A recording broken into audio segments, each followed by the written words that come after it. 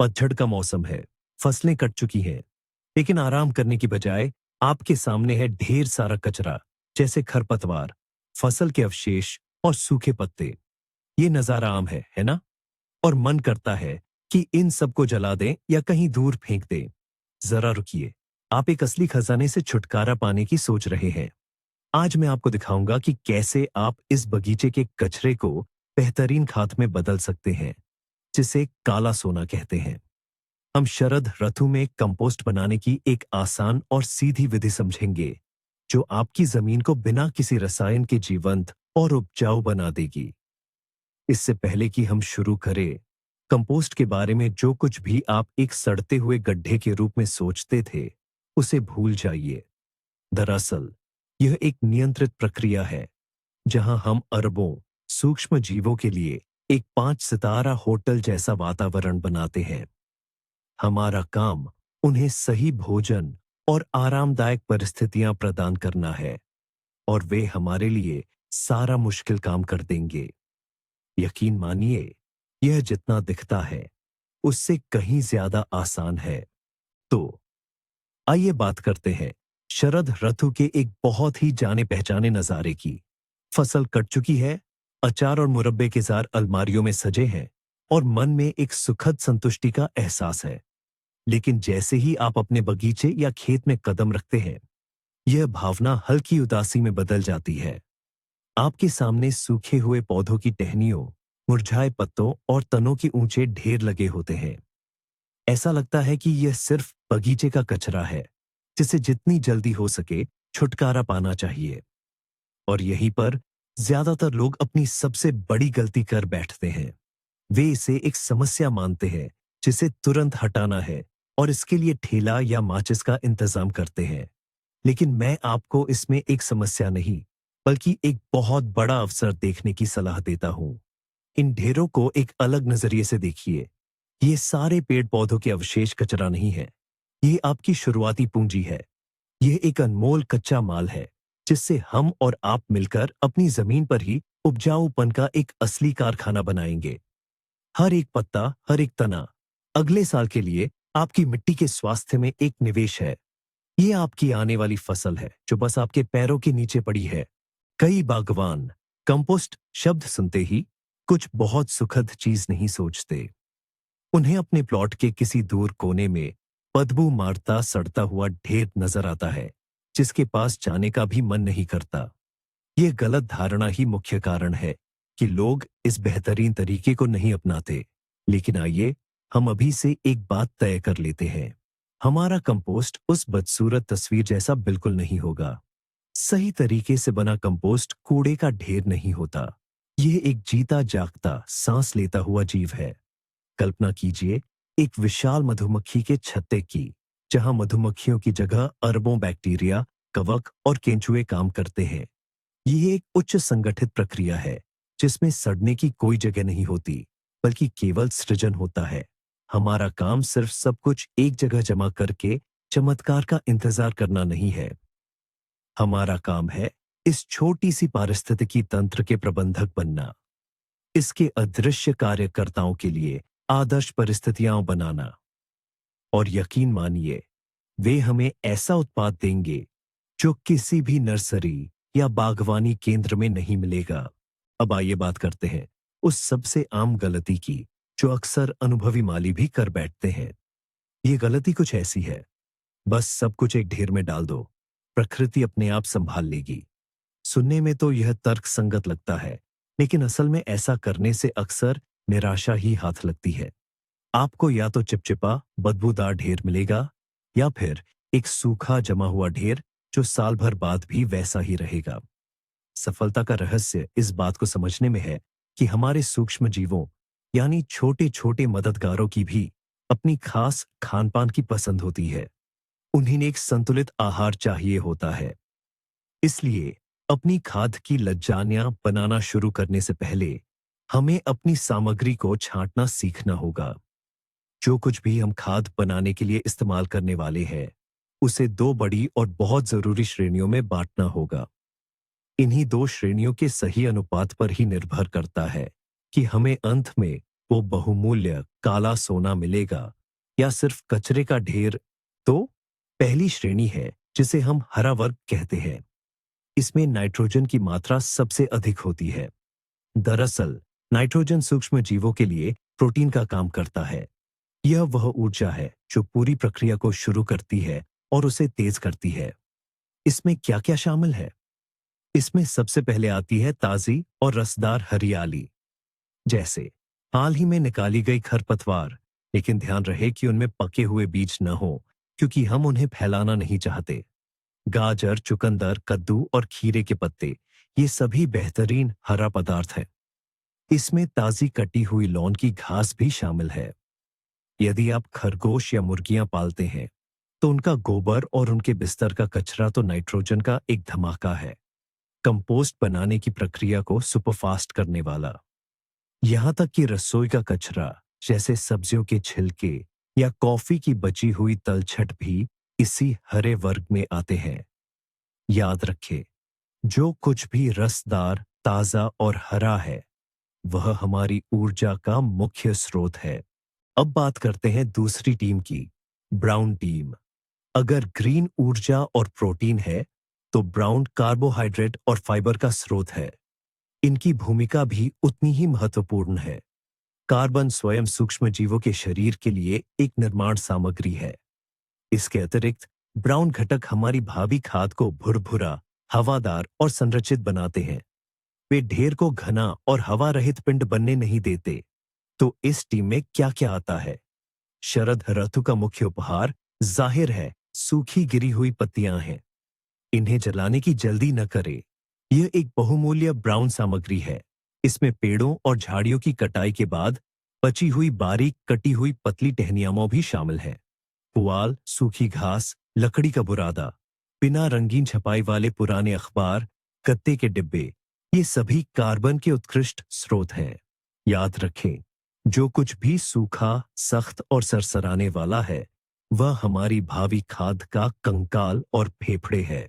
तो पेश है वो सबसे बड़ा राज, वो सुनहरा अनुपात जो एक बेहतरीन खाद को एक असफल ढेर से अलग करता है। कल्पना कीजिए कि आप एक परतदार केक बना रहे हैं। इसमें हरी और नम सामग्री, जिसे हम गीली सामग्री कहेंगे, का एक हिस्सा लें और उसके साथ सूखे भूरे पदार्थ यानी सूखी सामग्री के लगभग 2 और बेहतर होगा कि 3 हिस्से मिलाए। इस आसान सूत्र को याद रखें, 1 भाग नाइट्रोजन के लिए 2 से 3 भाग कार्बन। यह इतना जरूरी क्यों है? अगर आप हरी सामग्री ज्यादा डाल देंगे, तो आपका खाद का ढेर दम घुटने लगेगा, चिपचिपी और बदबूदार गाद में बदल जाएगा और उससे अमोनिया जैसी तेज गंध आएगी। वहीं अगर आप बहुत ज्यादा भूरा पदार्थ मिला देंगे, तो खाद बनने की प्रक्रिया शुरू ही नहीं होगी। ढेर बस सूखा और ठंडा पड़ा रहेगा सालों तक, क्योंकि हमारे सूक्ष्म जीवाणुओं को शुरू करने के लिए जरूरी भोजन और ऊर्जा नहीं मिलेगी। यही सही संतुलन एक आदर्श वातावरण बनाता है, जो न ज्यादा गीला हो और न ज्यादा सूखा, पर्याप्त हवादार हो और हमारे छोटे सहायक जीवाणुओं के लिए पर्याप्त भोजन व निर्माण सामग्री दोनों प्रदान करे। तो अब कच्चे माल की तैयारी पर बात करते हैं। जरा कल्पना कीजिए, आपको एक पूरा तरबूज खाना है। आप उसे पूरा निगलने की कोशिश तो नहीं करेंगे, है ना? आप उसे टुकड़ों में काटेंगे। कंपोस्ट में मौजूद सूक्ष्म जीवों के साथ भी बिल्कुल ऐसा ही होता है। उनके पास इतने बड़े मक्के के डंठल या पूरी पत्ता गोभी चबाने के लिए दांत नहीं होते। जितना ज्यादा सतही क्षेत्रफल उन्हें जुड़ने के लिए मिलेगा, उनका काम उतनी ही तेजी से होगा। इसलिए तैयारी का मुख्य नियम यह है, जो कुछ भी आप कर सकते हैं, उसे बारीक टुकड़ों में काट दें। सूरजमुखी, टमाटर के मोटे डंठलों या पत्ता गोभी के ठूंठ को फावड़े या बागवानी कैंची सेकेटर से 5-10 सेंटीमीटर के टुकड़ों में काटना सबसे अच्छा होगा। पतली टहनियों को, अगर आपके पास बागवानी श्रेडर, गार्डन श्रेडर है, तो उससे गुजारना सबसे अच्छा है। अगर नहीं है, तो कोई बात नहीं, बस उन्हें कुल्हाड़ी से छोटे छोटे टुकड़ों में काट दें। सूखे पत्तों को भी बारीक करना अच्छा रहेगा, जैसे कि उन पर लॉन मूवर चलाकर। यह आसान सा कदम आपके कंपोस्ट के पकने को हफ्तों नहीं, बल्कि महीनों तेज कर देगा। अब ध्यान दीजिए, यह एक बहुत ही महत्वपूर्ण बात है। आइए एक नहीं डालने योग्य सूची बनाते हैं। ये वे चीजें हैं जिन्हें हमारे खाद्य के ढेर में बिल्कुल नहीं डाला जाना चाहिए।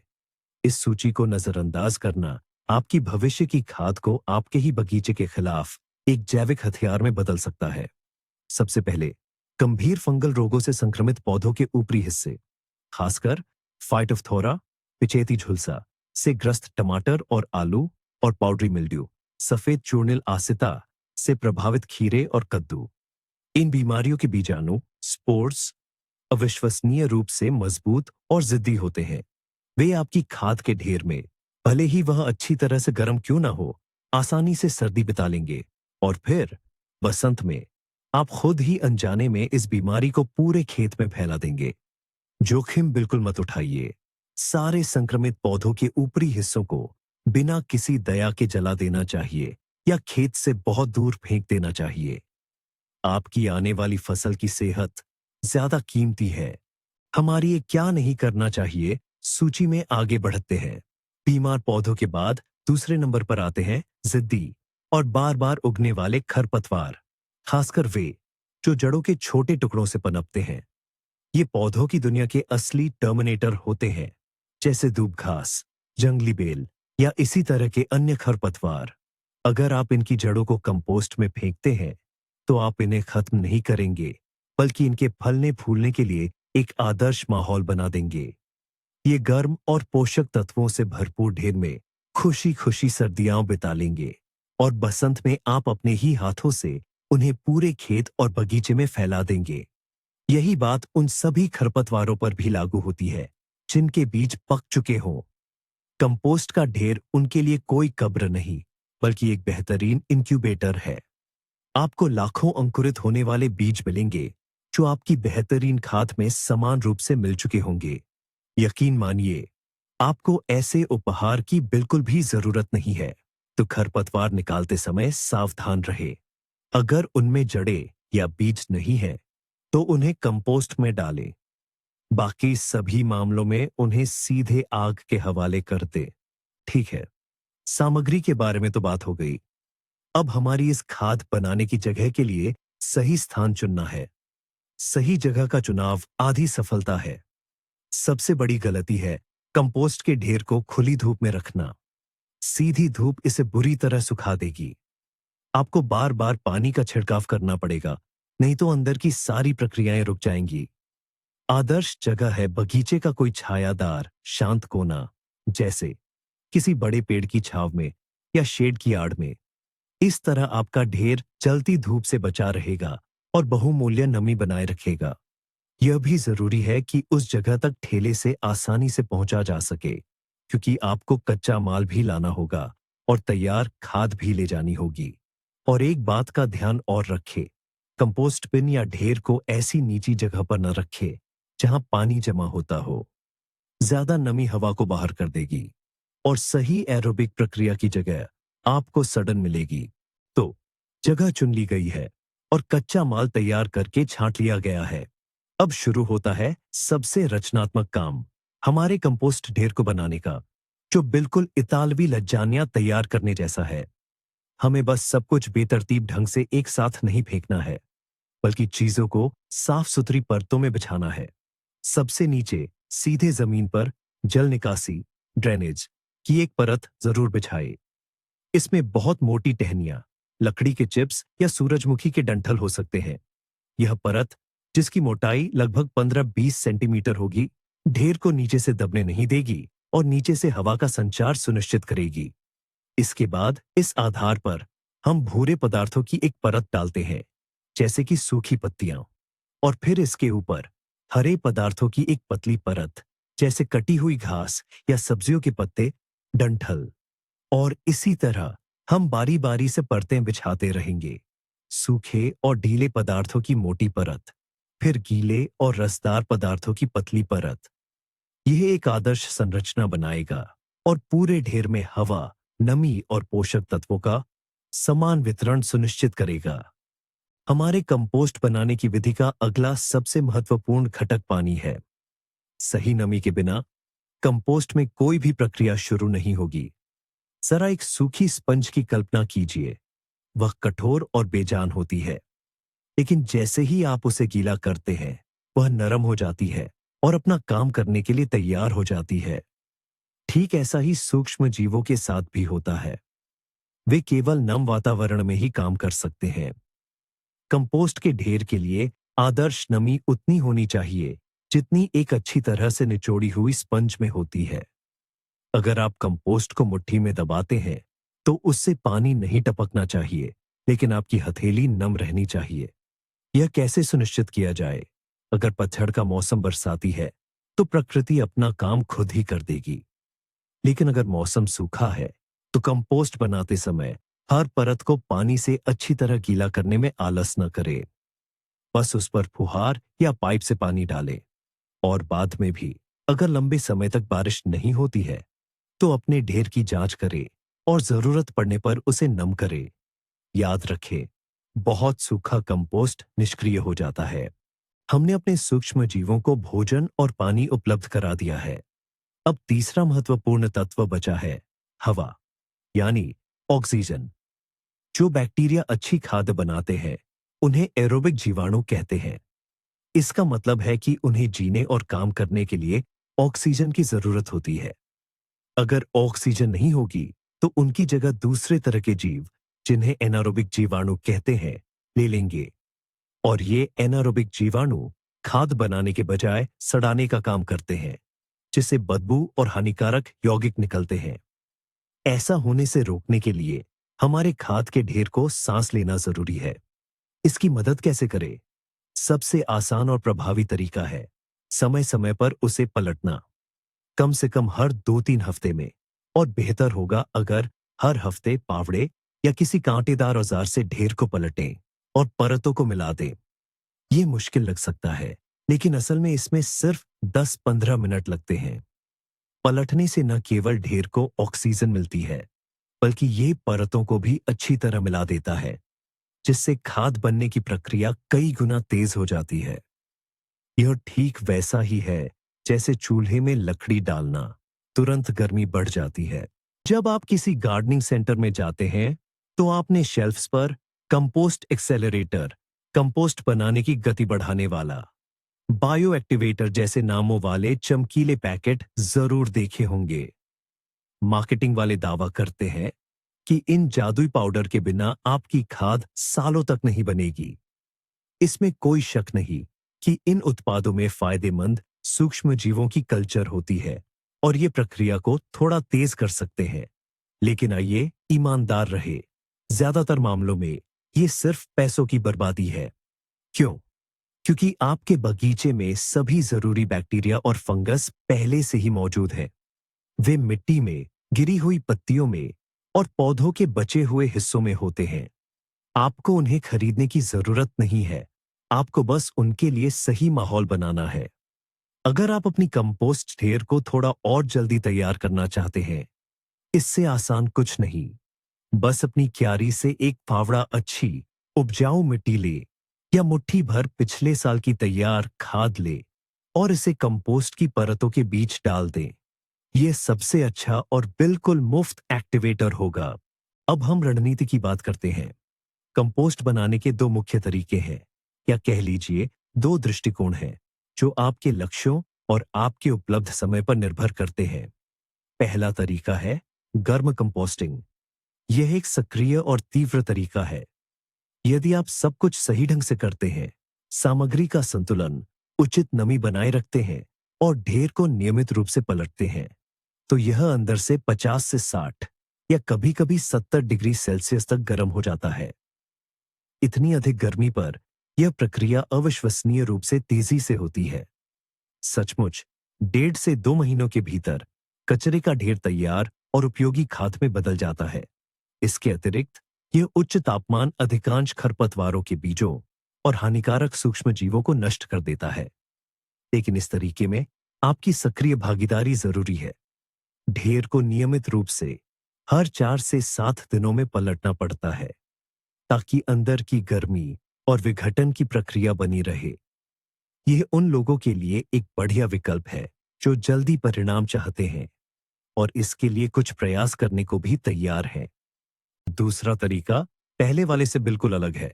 इसे कोल्ड कंपोस्टिंग कहते हैं या फिर आलसियों का तरीका भी। इसमें सब कुछ बेहद आसान है।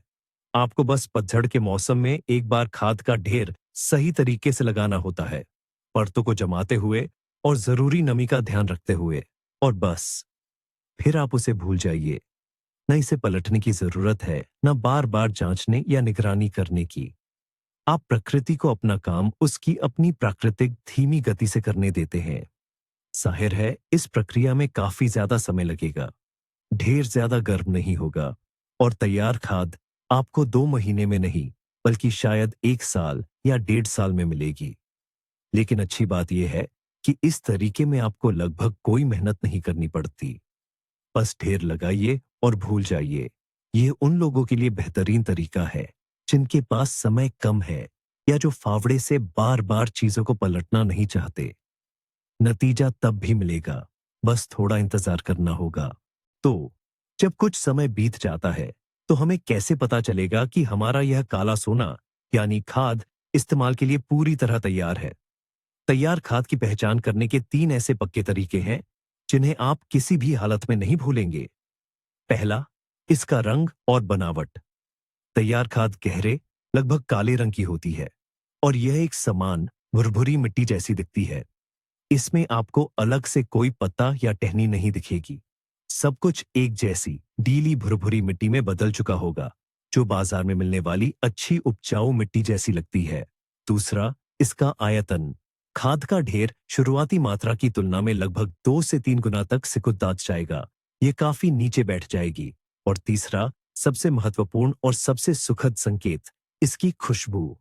सड़ी हुई या अमोनिया जैसी तीखी गंध को पूरी तरह भूल जाइए। पकी हुई, सही खाद से बसंत जैसी, बारिश के बाद की ताजी जंगल की मिट्टी जैसी खुशबू आती है। यह एक मनभावन, जीवंत और मिट्टी जैसी प्राकृतिक सुगंध होती है।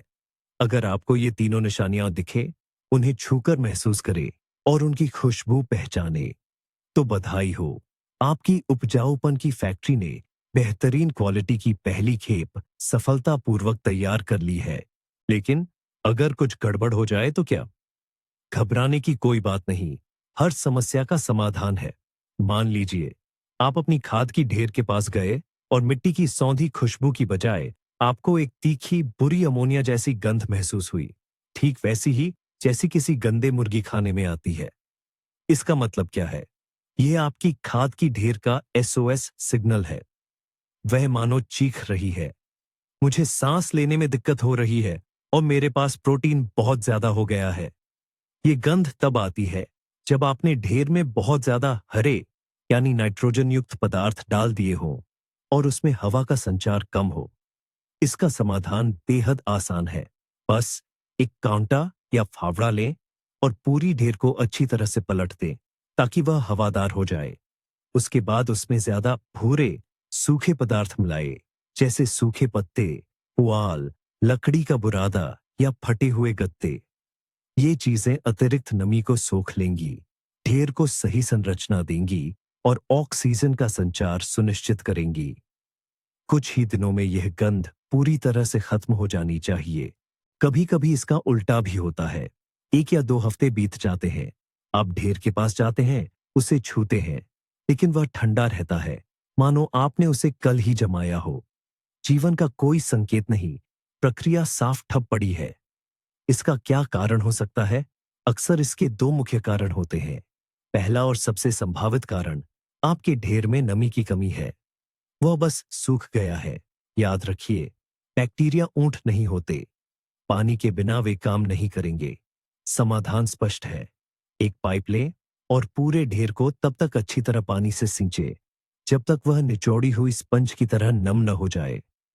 दूसरा संभावित कारण हरी ऊर्जा की कमी है।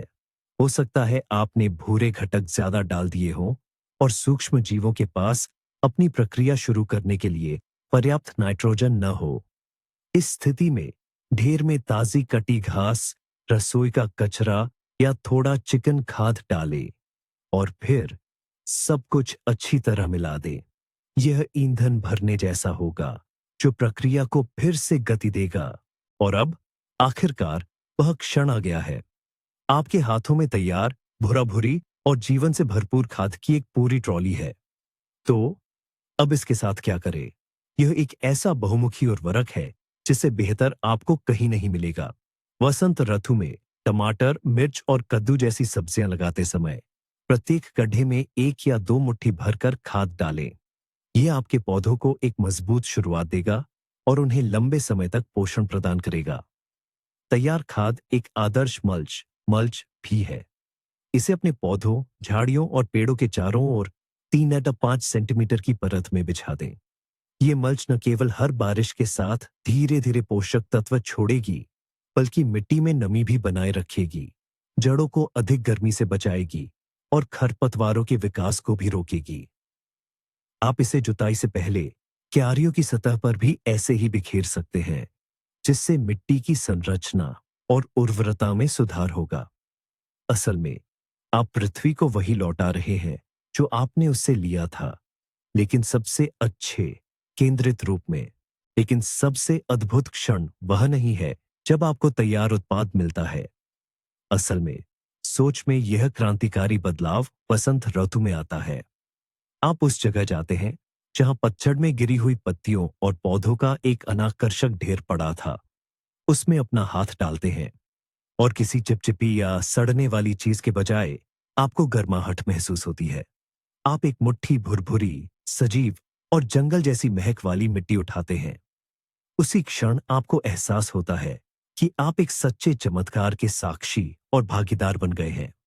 आपने सिर्फ कचरे का निपटान नहीं किया, आपने अपने ही बगीचे में जीवन चक्र को पूरा किया है।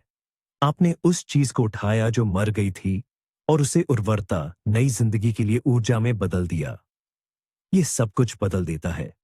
आप अब सिर्फ एक उपभोक्ता नहीं रह जाते जो धरती से फसल लेता है। आप उसके ऐसे साथी बन जाते हैं जो उसकी देखभाल करता है और उसे वापस देता है। तो इन अनमोल पतझड़ के उपहारों को फेंकिए मत। इन्हें काले सोने में बदल दें, जो आपकी मिट्टी को फिर से जीवित कर देगा और आपको एक भरपूर और स्वस्थ फसल देगा। ये अपने बगीचे को सचमुच सजीव बनाने का सबसे आसान और प्रभावी तरीका है। अंत तक देखने के लिए धन्यवाद। यदि यह वीडियो आपके लिए उपयोगी था, तो इसे लाइक करें और चैनल को सब्सक्राइब करें, ताकि आप बागवानी के नए रहस्यों को न चूकें। अब आपके लिए एक सवाल है, क्या आपके पास खाद बनाने के अपने कुछ खास तरीके हैं? शायद आप इसमें कोई गुप्त सामग्री मिलाते हो? इसके बारे में टिप्पणियों में लिखें। आइए हम सब अपना अनुभव साझा करें।